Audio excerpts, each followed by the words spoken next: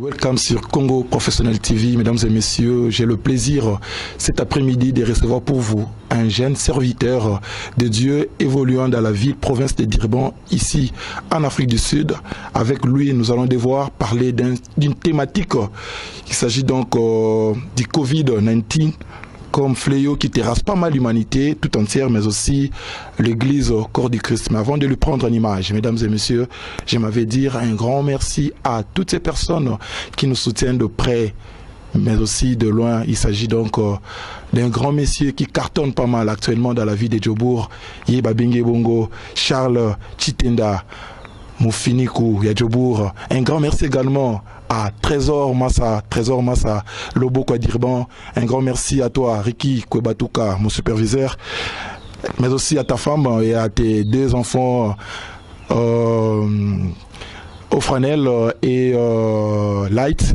Mesdames et messieurs, voici pour vous en image celui qu'on appelle Jérémy Ngoyi. C'est un évangéliste à qui je dis bonjour et bienvenue sur Congo Professionnel TV. Bonjour, Monsieur Valéry, et bonjour à tous nos téléspectateurs. Je crois que vous allez bien. Je vais bien, par la grâce de Dieu, et avant toute chose, laissez-moi 2 minutes de prier. Merci Seigneur pour ces moments, que ta présence règne. Amen. Amen. Mesdames et messieurs, c'est un évangéliste. Il nous a fait grâce aujourd'hui de parler d'un sujet qui touche pas mal le monde. Mais avec lui, nous allons prendre 30 minutes pour parler du Covid-19. Mais avant d'entrer dans le vif du sujet, mon invité, je m'en vais vous demander une première question, vous poser une première question s'agissant de ta famille. Paraît-il que vous êtes le fils de pasteur Ngoyi de l'église 8e CEPAC Nazareth de Lubumbashi? Bien sûr que oui. Paix à son âme, mon révérend pasteur Ngoyi, qui est décédé le 3 mars de cette année. Je suis son fils, bien sûr. Je suis le 4e. 4e de la famille. Évidemment. Ben, un autre élément, s'il faut ajouter sur toi, vous êtes qui, vous évoluez où, ton cursus, s'il faut le présenter, ça dépend que de toi, parce que beaucoup de nos spectateurs ne te connaissent pas. C'est une occasion pour toi de faire ta visibilité aussi. Je suis évangéliste, je suis serviteur de Dieu, évoluant dans l'église La Résurrection, situant sur Ombilo Road 416, du pasteur Ngoyi et du pasteur Ilunga Martin. Voilà, c'est bien lui mon père spirituel. Voilà, mesdames et messieurs, nous commençons maintenant l'émission. Comme je l'avais annoncé au début, que nous allons parler du Covid-19 comme fléau qui terrasse pas mal l'humanité.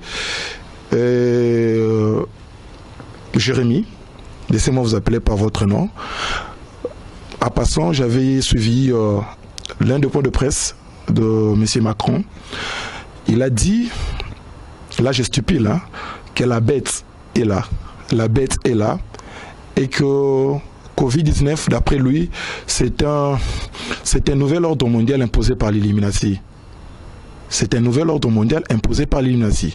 En passant également, il y a Koffi Olomide qui a chanté dans une de ses chansons que Nzambe Azara Kanda. Et d'autres encore nous disent que Covid-19, c'est une guerre non vraiment atomique, mais une guerre biologique. Comment vous interprétez Covid-19 en tant qu'homme des dieux? Merci beaucoup pour la parole. Merci aussi pour l'invitation, Monsieur Valéry. Selon moi, je me suis focalisé sur le verset biblique qui parle qui est dans Luc 21. Nous commençons au 9e, qui dit ceci. Nous disons, quand vous entendrez parler de guerre et de soulèvement, ne cédez pas. Des paniques, cela doit arriver d'abord, mais la fin ne sera pas si tôt. Cela veut dire quoi, mon frère? Spirituellement, nous devons comprendre et scientifiquement, nous devons comprendre c'est quoi le Covid. Scientifiquement, c'est une maladie qui existait bien longtemps. Ça existait déjà à travers des animaux, mais celui-ci est bien précise. C'est pourquoi on l'appelle Covid-19. Maintenant, parlant de l'ordre mondial, en tout cas, c'est ce que la Bible vient de nous préciser ici, qu'il y aura des soulèvements, il y aura des pestes qui vont régner partout dans le monde. Donc ces pestes peuvent être provoquées par des hommes et ces pestes peuvent être provoquées par la nature. Mais ce qu'il faudrait comprendre par là, c'est par la cupidité des hommes. En cherchant l'argent, en cherchant l'argent, c'est ce qui va pousser les hommes à mettre fin à leur carrière. La cupidité, c'est l'un des signes des temps de la fin. Par origine, le Covid-19 provient d'un pays auquel on crée une guerre biologique, question de se procurer l'argent. On crée toujours la guerre, c'est pour créer l'argent. Et quelqu'un qui est cupide veut montrer déjà les signes des temps de la fin. Voilà un peu ce que je peux dire sur l'ordre mondial. En cherchant la guerre, c'est la cupidité. Je peux parler de mon pays. Mon pays a la MONUSCO. La MONUSCO qui est venue depuis l'indépendance pour créer la paix et la sécurité. Mais jusqu'à présent, à l'est de la RDC, mais aussi au sud, la guerre continue. Est-ce que la MONUSCO a échoué sa mission? Non. Mais parce que la MONUSCO est cupide, il ne peut pas accepter que l'ordre mondial, l'ordre national puisse se redéfinir. C'est ainsi, il va chercher toujours à s'aimer des troubles, à s'aimer des désordres pour se procurer l'argent. Et en se procurant l'argent, l'ordre mondial est vraiment impossible. Voilà, monsieur Valérie. Voilà. Mesdames et messieurs, nous sommes avec l'évangéliste Jérémie. Il donne le feeling pas mal, bien que c'est un homme de Dieu. Aujourd'hui, beaucoup de gens veulent savoir quel serait le remède pour pallier à ces problèmes. Covid-19, jour pour jour, je peux vous dire que c'est déjà 9 mois depuis que ça a commencé. Alors, vous pensez qu'il faudrait-il faire confiance à l'Église ou faire confiance à la science? Je vais m'expliquer pour vous permettre d'avoir une idée sur ma question. À travers vos campagnes d'évangélisation, vous avez l'habitude de mentionner que nous allons guérir de malades, nous allons peut-être ressusciter, grave, hein, ressusciter des morts. Mais aujourd'hui, un petit virus comme coronavirus, ça vous prend la tête, vous les hommes de Dieu. Mais dis-moi, il y a des chercheurs scientifiques qui nous promettent que dans un bref délai, il y aura un vaccin qui va devoir pallier ces problèmes. Alors moi, je vous pose la question comme étant un homme de Dieu. Est-ce qu'il faudrait-il faire confiance à des chercheurs scientifiques qui nous promettent le vaccin ou à l'Église? Vous avez la parole. Merci beaucoup, monsieur Valérie. Ce qu'il faudrait aussi comprendre à ce niveau, je précise et je confirme sur votre plateau que le Covid-19 peut trouver la solution, c'est en Jésus-Christ. Jésus-Christ est le même hier, aujourd'hui et éternellement. Jésus-Christ n'a jamais changé. Jésus-Christ a fait des miracles. Jésus-Christ a ressuscité des morts. Je suis sûr et certain. La Bible dit dans 2 Chroniques 7, 14, que si mon peuple sur qui est invoqué mon nom s'humilie et cherche ma face, du haut des cieux, je vais les exaucer. Je vais même guérir leur pays. Vous voyez cette dimension que Dieu a dit à Salomon, que Jésus-Christ est capable de guérir même les nations si le peuple s'humilie et cherche la face du Seigneur. Cette fléau qui vient de frapper le monde, Dieu veut que le peuple lui cherche. Dieu a besoin que les cherches tournent vers lui. Parce que le peuple ont abandonné. Nous vivons d'une manière ou d'une autre à l'époque de Sodome et Gomorrhe. C'est ainsi que Dieu a besoin que le peuple puisse se ramener encore à lui. C'est pourquoi la Bible dit cherchez l'Éternel pendant qu'il se trouve. Donc, il y aura un moment que l'Éternel ne va pas se trouver. Maintenant, Dieu, à travers cette maladie, il a besoin que le peuple puisse retourner à lui. Vous voyez, M. Valéry? Donc, si le peuple peut comprendre, si les nations peuvent comprendre que le remède, c'est Jésus-Christ, il y aura la solution. Si le peuple peut comprendre que la solution, vrai vaccin, c'est Jésus-Christ, cette maladie va cesser. C'est pourquoi, tant que les nations n'ont pas encore compris la multiplication, l'effectif des gens qui ont le corona vont augmenter du jour au lendemain. Vous comprenez un peu ça? Donc Dieu a besoin que le peuple puisse retourner à lui et que Dieu aussi va les accueillir parce que Dieu, notre Dieu, c'est un Dieu de compassion. Notre Dieu pardonne tout. Quelles que soient nos fautes, aujourd'hui il y a l'homosexualité. Il y a des choses qui ne se faisaient pas même avant, mais aujourd'hui ça s'est fait. Donc Dieu a besoin que le peuple puisse revenir à lui, chercher la face de Dieu. C'est ainsi que Corona prendra fin. Voilà, merci serviteur. Nous évoluons avec d'autres questions, mais moi je m'en vais vous demander, vous qui suivez cette émission, j'ai reçu pour vous Monsieur Jérémy, c'est un évangéliste de l'église Resurrection Church. Mais avant cela, je m'avais, avant de continuer avec l'émission, je m'avais remercié, faire un clin d'œil spécial à Ben Lucé, mais aussi à Rick, à mon frère, le Pyramide, le Fikobang, Papa Natamia, mais aussi au cordon, Arnaud Toumba. Serviteur, j'aime bien t'appeler serviteur parce que vos titres là de ministère, moi ça m'échappe un peu trop. Serviteur de Dieu. Il y a une question. Là, je crois que l'émission a maintenant commencé. Parce que nous parlons du Covid-19, il y a une question s'agissant des offrandes. Des offrandes en ligne.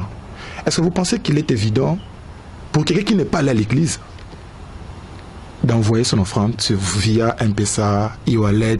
Est-ce que ça, je ne sais pas, quelle lecture faites-vous quand d'autres pasteurs, je ne parle pas de ton pasteur non plus de toi, mais d'autres pasteurs qui obligent le fidèle d'envoyer des offrandes électroniques via M-Pesa ou machin, e-wallet? Quelle lecture faites-vous par rapport à d'autres pasteurs qui demandent des offrandes pendant cette période de Covid-19?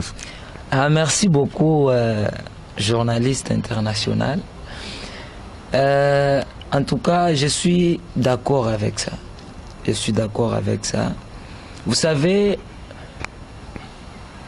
la Bible dit « Ne venez pas me bredouilles dans la maison de Dieu ». La maison de Dieu, c'est l'église. Si nous parlons de l'église, l'église, ce n'est pas le bâtiment que nous voyons. Si tu pars sur Ombilo 416, mon église, l'église, c'est moi et toi. C'est bien ça l'église. Vous comprenez un peu ça? Exactement. Aujourd'hui, nous prêchons, le message va atteindre l'église. Mais pourquoi pas l'église doit aussi s'acquitter de la loi spirituelle? Pourquoi pas l'église doit aussi s'acquitter de ça? Mais non, pasteur, moi j'aimerais quand même éclaircir ma question. Je n'aime pas parler de la dîme. La dîme, là, je suis d'accord avec la dîme, que les gens, quand Dieu te bénit, tu dois enlever le 1/10. Non, je parle aussi, je parle de l'offrande. Nous sommes au niveau de l'offrande. Je parle de l'offrande. Tout à fait. Je parle aussi de l'offrande. Yeah. Je voulais dire quoi? Nous prêchons la parole en ligne. Oui. Là, tu ne dis pas pourquoi nous ne cessons pas de prêcher aussi en ligne. Non, pour maintenir l'équilibre spirituel, vous devez prêcher. Mais la Bible même nous dit, nous sommes au niveau de la Bible. La Bible nous dit que quand vous quittez la maison, vous allez à l'église, il faut aller avec quelque chose. Question de soutenir l'église. Alors, une personne qui n'est pas allée à l'église, il est chez lui à la maison, compte tenu du confinement. Et vous lui demandez d'envoyer son argent via M-Pesa. Vous pensez que c'est une forme de... C'est pas une forme de escroquerie, ça? Non, ce n'est pas l'escroquerie. Ce n'est pas l'escroquerie. Ce qu'il faudrait comprendre. La parole est prêchée. Oui. la parole est prêchée. La parole, c'est quoi? C'est ça la nourriture pour un chrétien. Oui.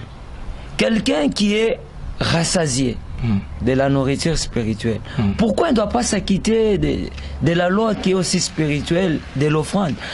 Comment le sacrificateur va aussi vivre? Non, aidez-moi, parce que cette question, tu dois vraiment bien éclaircir le téléspectateur. Effectivement, c'est pourquoi dans Malachie... tu arrives dans Malachie. Je veux que nous puissions nous mettre d'accord autour d'un point. Je parle de l'offrande. Je ne parle pas de la dîme, ok? À la fin du mois, moi je travaille, ok? Je suis sur Congo professionnel, on me paye la thune, et que je me dis en tant que chrétien, je dois m'acquitter de mon devoir chrétien. Et je prends le 1/10, j'envoie sur M-Pesa, pasteur, j'envoie mon 1/10. Et pendant les semaines, le kit hebdomadaire, c'est-à-dire de chaque dimanche, je ne me présente pas. Mais vous, pasteur, vous m'appelez pour me dire que non, tu dois envoyer ton offrande. Est-ce que moi, c'est là moi je fonde ma question. Non, ce n'est pas une sorte d'escroquerie. Non, à ce niveau-là, ce n'est pas la courtoisie spirituelle. Qu'attendez-vous par la courtoisie spirituelle? Parce que là, vous me bombardez avec des termes. C'est quoi la courtoisie spirituelle? Un pasteur qui appelle son fidèle pour l'offrande. Non, ça, ce n'est pas la courtoisie spirituelle. Mais un pasteur peut appeler... Mais un pasteur qui passe à la télé pour dire que... Permettez-moi d'achever ma phrase. Un pasteur qui appelle le fidèle pour la dîme. Parce que la dîme, c'est une obligation. Vous comprenez? Non, moi je n'aurais pas l'audace de citer même le nom du pasteur. C'est vraiment un éminent pasteur. Il s'agit de pasteur Sonny Kafuta qui mais oui, mais permettez-moi de le dire parce que là, on n'arrive pas à se comprendre. C'est comme si c'est moi qui ai fondé la question. Mais c'est un fait réel. C'est le pasteur Sonny Kafuta qui a passé. Il est passé à la télé. Vous savez, il est passé à la télé pour demander à ses fidèles d'envoyer des offrandes. Et il n'est pas le seul. Il y a tant d'autres pasteurs qui l'ont fait. Mais la vie spirituelle, la vie ecclésiastique fonctionne avec les dîmes et les offrandes. C'est ce que tu dois comprendre. Que l'église soit fermée, mais l'administration fonctionne. Que l'église soit ouverte, l'administration fonctionne. Pourquoi? Parce que vous êtes en lockdown, mais vous recevez quand même la parole. Vous comprenez un peu ça? Donner la dîme, c'est obligatoire. Donner l'offrande, ça vient du cœur. Vous comprenez un peu ça? L'offrande vient du cœur. Je pars avec ça, je vais donner à l'Éternel. Vous comprenez un peu ça? Mais une fois tu reçois la parole chez toi, en ligne, il y a un homme qui s'est sacrifié, qui s'est poumonné pour voir comment est-ce qu'il va te nourrir spirituellement. Vous comprenez un peu ça? C'est comme tu achetais quelque chose à Spa. Tu payes quelque chose, la nourriture, avec l'argent. Vous comprenez un peu ça? Maintenant, en tant qu'un fils spirituel, tu dois aussi comprendre qu'il y a quelqu'un qui s'est poumonné pour te donner ta nourriture spirituelle. Ça vient du cœur. Ah non, mon pasteur, vraiment, c'est qui nous a prêché aujourd'hui. Pourquoi me taire? Je dois donner aussi l'offrande. Comprenez? Mais cela doit être facultatif. C'est facultatif, mais la dîme, c'est obligatoire. Vous comprenez un peu ça? La dîme, c'est obligatoire, mais l'offrande, ça vient du cœur. Même quand tu pars à l'église, avec l'offrande, il y a d'autres qui s'assoient, qui ne donnent pas. Parlons un peu de l'église corps du Christ. Nous sommes toujours dans le même sujet. Parlons de l'église corps du Christ. Aujourd'hui, vous savez, en âme et conscience, vous savez que le monde est frappé par Covid-19. Ok. Vous savez que la plupart des gens ne touchent pas comme ils touchaient bien avant, jadis. Il y a des gens qui sont maintenant à la maison, il y a des sociétés qui sont fermées, mais vous voulez à ce que les gens vous payent les offrandes comme ça a été le cas bien avant. Est-ce que vous avez ce cœur-là de compassion, vous les hommes de Dieu? Et d'ailleurs, moi, pour finir avec ma question, vous, l'Église, vous devez maintenant en contrepartie aider le fidèle, parce que parmi d'entre vos fidèles souffrent, au moment où nous parlons, souffrent, n'ont plus d'emploi, sont à la maison, ils n'ont plus d'emploi, mais vous quand même vous tournez, vous recevez des dons, vous recevez des dîmes. Faites quand même comme l'Église catholique. Mais pourquoi vous, l'Église corps du Christ, qu'on m'appelle l'église des réveils. Vous ne voulez pas le faire comme d'autres, comme l'église catholique et l'église musulmane? Merci beaucoup pour la parole. En tout cas, à ce point-là, je rends grandement merci à mon église. Mon église vraiment entre dans les social. Dans ces moments où l'église, le monde entier est frappé par le Covid, je sens vraiment la présence de mon église. Je sens vraiment la présence des éminents serviteurs de Dieu qui viennent vers nous et solliciter quelque chose et nous donnent quelque chose. Vous comprenez un peu ça? Bon, je ne sais pas de quelle église tu me parles. Oh, que l'église ne vienne pas en aide. Moi, je parle de mon église. Mon église m'a visité plus de 3-4 fois. Venir m'aider, moi, orphelin que je suis. Et d'autres qui ne sont pas orphelins, ils reçoivent des dons. Ils reçoivent la nourriture. Ils reçoivent à manger. Ils reçoivent tout. Parce que l'église comprend que ce moment où nous passons, c'est un moment terrible. Et par conséquent, l'église soutient. Comprenez un peu ça, journaliste international. Merci. À présent, parlons maintenant d'une appellation que moi je n'arrive pas à comprendre. C'est vrai que l'église a deux ministères. Je ne maîtrise pas tout, mais du moins je sais qu'il y a la prophétie, il y a l'évangélisation, il y a le pasteur, il y a les docteurs. Mais aujourd'hui, au Congo, je suis d'abord au Congo parce qu'il faut délimiter d'abord les débats du point de vue spatial. Au Congo, on nous parle de Dadi. Tu verras Mukuna Dadi, Albert Kakenza Dadi, Moïse Mbié Dadi, Kisemina Kibila Dadi, Denis Lessi Dadi. D'où vient cette appellation Dadi? Est-ce que c'est biblique? Dadi. Dadi c'est quoi? Dadi, dans la Bible. Dadi c'est mon père. Non, je suis dans la Bible. Parce oui. que aujourd'hui. Dadi c'est un mot anglais qui signifie quoi? Tu viens de me répondre, non? Dadi c'est père. Effectivement. Mais tu verras que. Permettez-moi de terminer. On appelle papa, on appelle père, c'est lui qui t'encadre spirituellement. Bon, cette connotation a débordé simplement. Mais comme moi, mon père spirituel, Martin Ilunga, mon pasteur, c'est lui mon père. Que cela ne puisse pas t'étonner, une fois qu'il vient à la maison, je te présente, voici mon père. Que tu commences à dire, ah, tout le monde sont devenus maintenant père. Non. On appelle Jérémie, écoute. Tu veux m'embrouiller, non? Donc je voulais dire, celui qu'on appelle père, soyons dans les rails. C'est celui qui t'encadre spirituellement et celui qui t'encadre avec le surnaturel. Dans le surnaturel, je voulais dire. Je disais que, aide-moi bien comprendre ça. Parce que, c'est vrai, Dadi, en français, ça veut dire père, oui.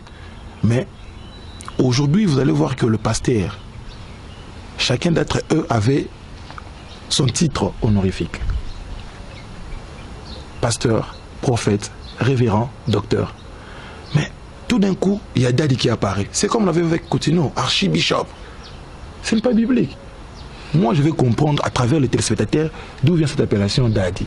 C'est moi de l'anglais. Nous qui sommes des pays francophones. Merci beaucoup pour la parole. Je voulais expliquer quelque chose que tu dois aussi comprendre et nos téléspectateurs. Les cinq ministères, ce ne sont pas des titres, mais ce sont des ministères. Parlant de ces ministères, nous devons comprendre quelque chose. L'appellation des Dadi, c'est par respect. C'est par respect que j'ai à travers mon pasteur. Au lieu de l'appeler pasteur à tout moment, non, j'ai une considération. Je le considère comme mon père. Évidemment, je l'appelle papa, bonjour. Je lui vois, papa, bonjour. Voilà, c'est par respect qu'on a à travers la personne. Voilà, par respect qu'aujourd'hui le fils des églises appelle leur pasteur Daddy. Mesdames et messieurs, nous tendons vers la fin de l'émission. Jérémie, serviteur de Dieu. Dernière question. Permettez-moi d'être un peu, de le dire sans tabou. Hein. De le dire sans tabou, ça consiste au fait, il y a Bolungu, Nitakala et le pasteur, la nudité des hommes de Dieu. Comment vous trouvez ça aujourd'hui, vous, hommes de Dieu, qui étaient considérés comme des modèles? On devait en principe se servir de vous pour comme modèle en fait. Mais tout le monde a dit non. Permettez-moi un peu de parler sans lingala parce que j'avais dit que dans cette partie, il faut comprendre on a bien la nudité des pasteurs. Pasteur Mukuna, pasteur Mbi et tant d'autres pasteurs. Aujourd'hui, tous ces pasteurs ont été exposés. Tu as un mot par rapport à ça? Ça fait mal. Ça fait mal. Moi, en tant que serviteur de Dieu, ça fait très mal. Quand j'apprends un patriarche comme l'apôtre Mukuna, en tout cas, ça fait très mal. Et par respect, moi, en tant que fils spirituel, je n'ai pas un mot à mettre sur ça. J'ai prié Dieu que mon Dieu puisse requinquer sa foi et qu'il puisse encore se redresser dans ces durs combats que nous avons. Mais tomber dans des genres de nudité comme ça, vous ne pensez pas que peut-être ce sont des signes pour montrer à la face du monde que des gens à qui nous avions fait confiance, ce ne sont pas des vrais pasteurs, ce sont des signes de la fin, moi à mon avis. Bon, pour moi, ce ne sont pas des signes de la fin. J'ai lu notre thème de base, Luc 21, 9. Les signes de la fin se trouvent là. Mais tomber pour un serviteur de Dieu, ça peut toutefois arriver. Ça peut arriver qu'un serviteur de Dieu puisse tomber. Mais c'est que nous prions que cet serviteur puisse se relever le plus vite possible. Vous comprenez un peu ça? C'est ça notre prière. Mais pour dire que, vous savez, il y a des choses que la Bible nous dit de fuir. Il n'y a que deux choses. De mauvaise compagnie et l'impudicité.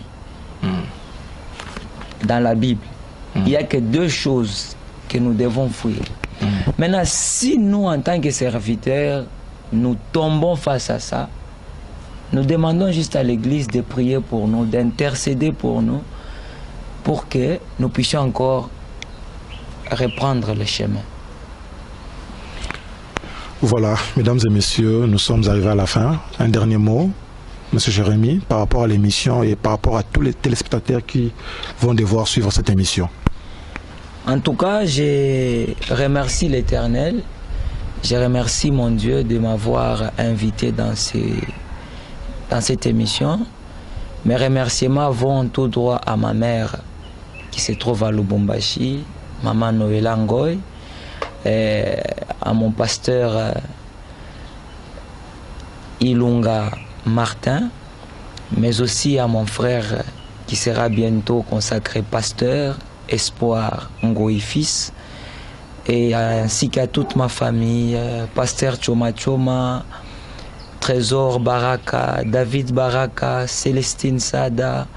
En tout cas, mes remerciements vont tout droit à tous les hommes de Dieu qui prient pour moi, qui intercèdent pour moi pour que mon ministère puisse aller de l'avant. Je vois Mardoché de l'église La Résurrection, je vois Patrick de l'église La Résurrection, mon conducteur. En tout cas, du plus profond de mon cœur, j'ai dit merci aux hommes de Dieu, Eric Somora, qui est l'enseignant à l'église Jérusalem, 8e CEPAC. J'ai dit également merci au prophète Elingoy depuis Lubumbashi de l'église 8e CEPAC. Mais sans oublier aussi Maman Tina, Maman Pasteur Tina, en tout cas de l'église La Résurrection, Maman Nabiso, sans oublier Maman Présidente de l'église La Résurrection, le nom vient de m'échapper. En tout cas, merci à l'Église Corps du Christ, la résurrection. Merci, mesdames et messieurs, nous sommes arrivés à la fin de cette émission. Ça a été un grand plaisir pour moi de recevoir pour vous l'évangéliste Jérémy Ngoyi. Je vous remercie de votre disponibilité. Je crois que prochainement, s'il y aura encore d'autres éléments à aborder avec vous, je n'hésiterai pas de passer, vous passer pour prendre une émission. La porte est vraiment ouverte. Merci également à Pasteur Ilonga de ma part. Mesdames et messieurs, nous sommes arrivés à la fin, comme je l'avais dit, ça a été un plaisir. J'avais reçu pour vous l'évangéliste Jérémy Ngoyi. Avec lui, on a parlé d'un sujet, Covid-19, qui terrasse pas mal l'humanité tout entière, mais aussi l'Église Corps du Christ. Et je m'avais dit un grand merci avant de chuter une fois de plus, à toutes les personnes qui soutiennent cette chaîne. Comment Professionnel TV, mais aussi mon émission Autour des faits. Là, je pense à Dimension Dimanja, chef d'entreprise. Je pense une fois de plus à celui qu'on appelle l'effet Kobango Pyramide Yamboko Dirban, à Trésor Massa Loboko et Dirban, à Edi Bara, à Patrick Lianja, à David Mara Robimine de Sika, sa femme Betty Alunda, mais aussi pour finir à Didier Kalende, sa femme charmante, sa charmante femme Valérie Malanda, la Kelendetz. Merci, je vous retrouve la semaine prochaine pour un nouveau numéro. Bye et nous nous retrouvons à très bientôt.